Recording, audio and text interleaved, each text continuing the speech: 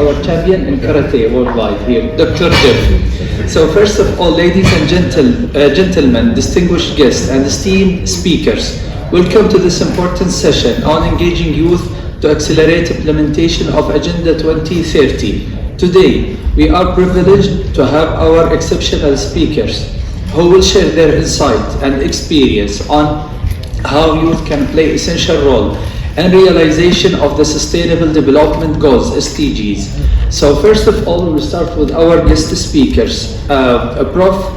Jeff Thompson, Youth Charter UK. He's one of the champion worldwide in karate. So you may start with the salute or the karate salute or something like that. You may start.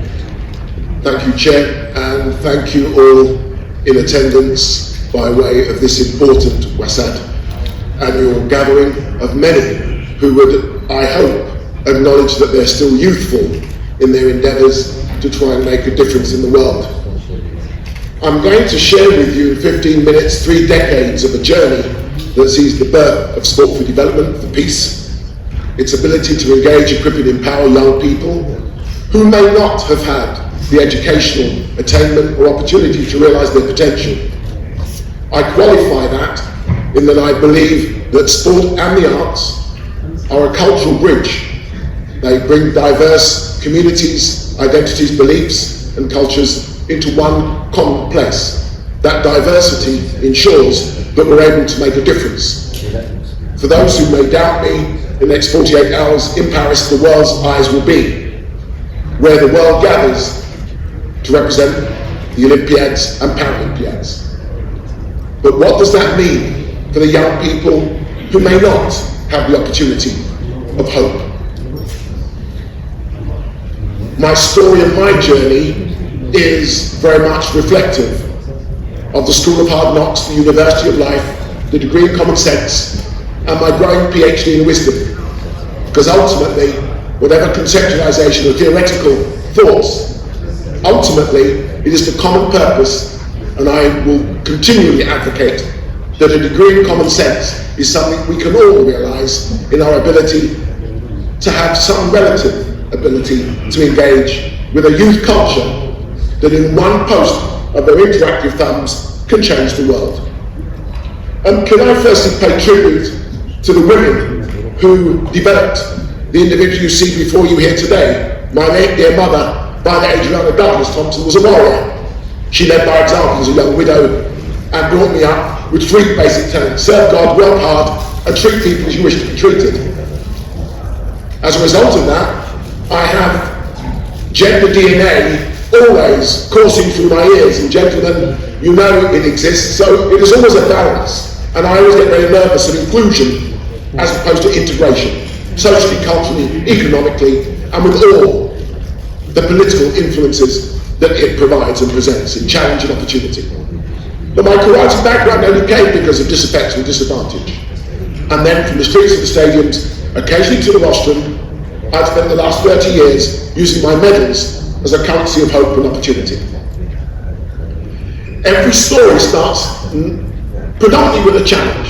A 14-year-old schoolboy lost his life on the streets of Moss Side, Manchester in 1993. It became an opportunity to act, and we would do well to remember everything we fight for, equality, diversity and inclusive integration, comes from having to fight individually and collectively.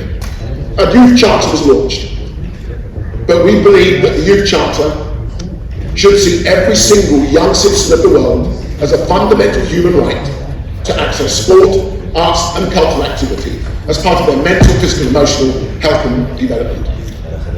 When this right is denied, I believe it has a number of societal negative impacts. And the quality of life impacted negatively can not only be of damage to the individual, communities, but society as a whole. We engage young people through sport, art and culture, but the digital piece is not at the expense of the software between their ears. It is an extension.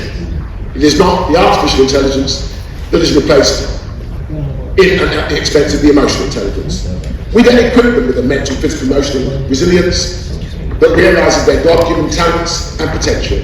And then finally we empower them with that confidence that sees them achieve further higher education, employability or entrepreneurship.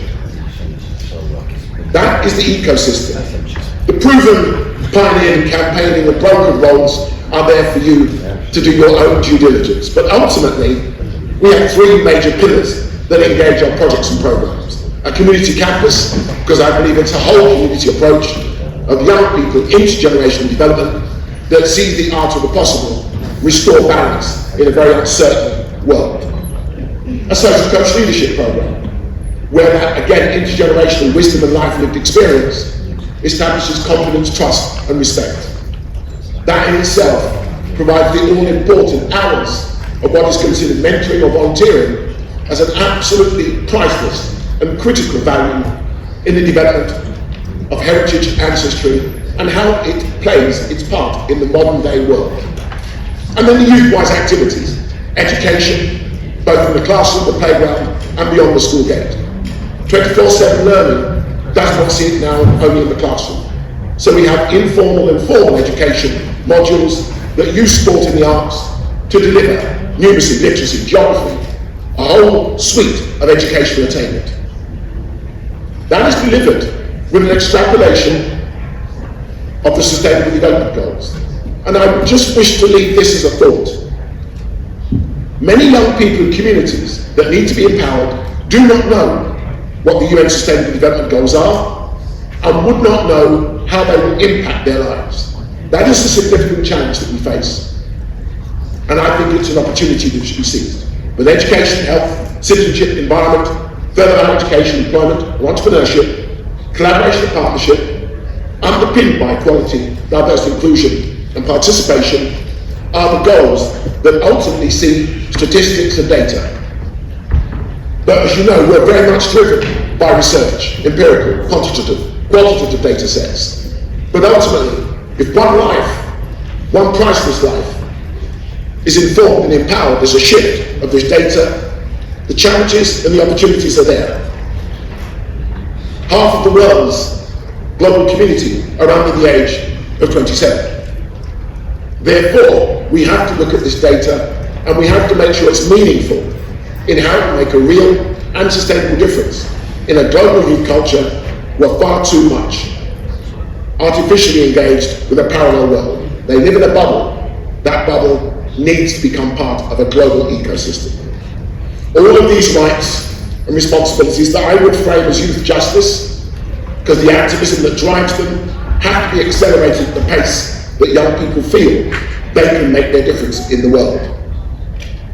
But all of these goals have to become meaningful, have to become sustainable in their impact. As 2030 fast approaches, what does that look like as a global action plan? Who plays that part? Having a world-class team, as diverse as even those who are present here, who give 2 hours a week back to one common plan, and I believe we can change the world. But I'm a dreamer. I look at the art of the possible, and all of these skills, all of these goals, ultimately become a global, national, and international partnership that deliver 7 of the 17 Sustainable Development Goals. The community campus is just that. A youth and community engagement model with 7 of those goals that delivers everything universal, social, cultural, and economic. The challenge and the opportunity will always be, I think, informed by how we work together. I believe the geopolitical role of sport and the major events, including Olympics, Paralympics, FIFA World Cups, and a whole equilibrium of events that brings the spotlight on the given host country or city, that leaves the opportunity of legacy. And legacy is what we leave behind. Legacy has different meanings to different cultures and even individual motivations. But what I'm seeking is the motivation of the collective. The community campus has all of the supporting collaboration and partnerships that map, tracks and measures what I was told was a conceptualized theory when I presented to the World Bank in 2017. That was when the Millennium Goals were seen for Africa, and then we expanded it. And we took concept into a proven prototype. This campus is now live, a legacy of the Birmingham 2022 Commonwealth Games. And we did it on a shoestring We did it with students and interns who brought their creativity and their innovation and their commitment to play their part in shaping the world they were going to inherit. This allows facility and stakeholder partners, the social coaches who contribute their time of trust, confidence and respect, build relationships, intergenerational, and create the type of communities that we would want to see the values and the ethics see real and sustainable mutual coexistence. But all of this is real, all of this is relevant, but it doesn't happen until we have inspirational leadership. Beverly has spoken about leadership, and I'm a complete advocate. I'm not sure any of you have seen Woman King. Beverly, have you seen Woman King? Viola Davis, watch it, all you women. It is there for you to know your role and your part that you play. You lead, believe it or not. We are influenced, nagged, or complained.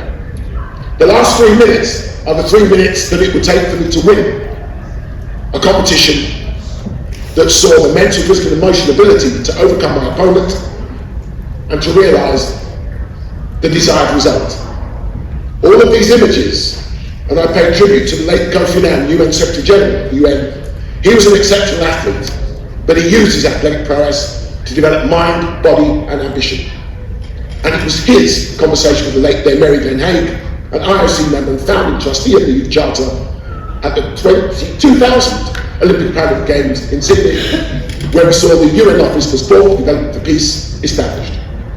The late President Mandela used sport and the arts as a vaccine and antidote to help cure the ravaged disaffection and edge that could lead to a race war. But all that you see, and even the 2017 ability, Muhammad Ali, 2 hours every day, he gave back quietly. He believed that giving to others was the rent that you pay for your room in heaven. Confidence, conviction, dedication, giving, respect, and spirituality. That is the uniformity that I believe we bring, that we can provide, that we can allow ourselves the ability to give our young people what I believe is a fundamental human right. What that looks like, primarily, would suggest that that very collage of the work that we do, the diversity of that work, the intergenerational nature of that work, has to be about how we engage, equip and empower. It has to be about how we collectively bring hope and opportunity. So this is our global call to action. It's an aspiration, but it's a challenge to each and every one of you. What I hope, after presenting to various opportunities by Ryton over the last number of years, is that you will all embrace it. You will all take it forward, because it can only be done by we the collective. There is no me in this. And I believe that if we genuinely identify with it and activate the networks that we all have, the world can be a better place. My mother taught me to say please, thank you, and sorry. I do not apologise for presenting the art of the possible. I do plead and say please embrace this call to action. And thank you when you mean it. Will get us over the line, beyond the line, and to a higher level of 2030, and knowing that we have all contributed to something great. It starts humbly, but it begins and is elevated positively. Our philosophy is there, but ultimately, vision without action is a dream. Action without vision is merely passing time. Vision with action can change the world. Patience is golden. It will always win the race. 3 decades on, this fight will continue, whether you choose to become part of the journey and fight for sport for development for peace. Thank you.